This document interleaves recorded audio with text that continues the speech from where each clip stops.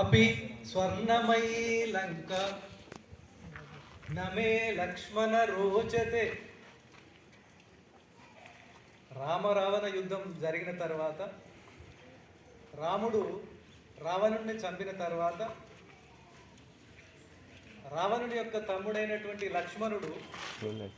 విభీషణుడు లక్ష్మణుడి దగ్గరికి వచ్చి అడుగుతాడు. 12 సంవత్సరాలు అడవిలో తిరిగారు, అరణ్యవాసం చేశారు, పెద్ద యుద్ధం చేశారు, అలసిపోయారు. ఈ లంక స్వర్ణమయం, అన్ని వసతులు ఉన్నాయి. ఓ నెల రోజుల పాటు రెస్ట్ తీసుకొని మీ అయోధ్యకు వెళ్ళిపోండి, మీ దేశానికి వెళ్ళిపోండి అని చెప్పి అడుగుతాడు. అప్పుడు లక్ష్మణుడు వచ్చి అన్నగారైనటువంటి శ్రీరామచంద్రమూర్తిని అడుగుతాడు, అన్న మనం అలసిపోయాం, ఓ నెల రోజులు ఉండి వెళ్దామని.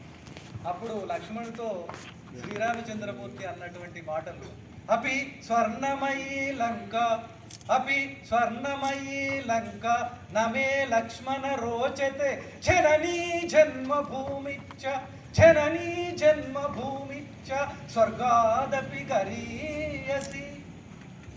లక్ష్మణ, ఇక్కడ బంగారం ఉండొచ్చు, వజ్రాలు ఉండొచ్చు, వైడూర్యాలు ఉండొచ్చు, కానీ నా మనసు మాత్రము నాకు జన్మనిచ్చినటువంటి తల్లిని చూడాలని ఆత్రంగా ఉన్నది. నాకు జన్మనిచ్చినటువంటి భూమిని చూడాలనేటువంటి ఆవేశం కలుగుతున్నది. కాబట్టి నేను ఈ లంకలో ఒక క్షణం కూడా ఉండను, పరుగున నేను నా జన్మభూమిని చూస్తాను, నా తల్లిని చూస్తాను అని చెప్పాడు శ్రీరామచంద్రమూర్తి. అవే మాటలు ఈరోజు నేను ఎస్పీగా ప్రమోషన్ తీసుకున్న తర్వాత ప్రతి క్షణం ఎప్పుడు వెంకటాపూర్ వెళ్ళాలి, ఎప్పుడు నా స్కూల్కి వెళ్ళాలని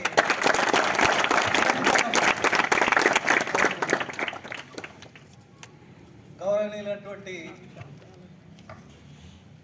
జెడ్పీఎస్ఎస్ వెంకటాపూర్ పాఠశాల ప్రధాన ఉపాధ్యాయులు రాధిక గారు, బాబురావు సార్, మరి మిగతా ఉపాధ్యాయులు ఉండి ఉంటారు, నాకు పేర్లు తెలియవు.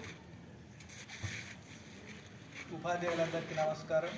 అలాగే మా మెంటార్ గురువు గారు జగన్నాథం సార్, అలాగే నాతో చదువుకున్నటువంటి మిత్రులు ఉన్నారు, పురా ప్రముఖులు ఉన్నారు, నా కొలీగ్ డిఎస్పి రవీందర్ గారు, ప్రియమైనటువంటి విద్యార్థులు, గ్రామ ప్రజలు, మీడియా మిత్రులు అందరికీ హృదయపూర్వక నమస్కారాలు.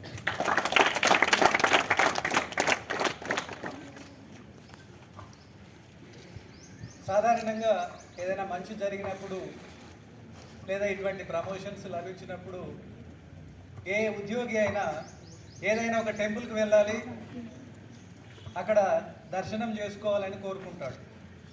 కానీ నేనేం చేశానంటే, నేను ఒక టెంపుల్కి వెళ్ళాలి, ఆ టెంపుల్ను దర్శించాలి అని అనుకుంటూ వస్తున్నాను ఈ వారం 10 రోజుల నుండి. ఏ టెంపుల్లో చెప్తారా?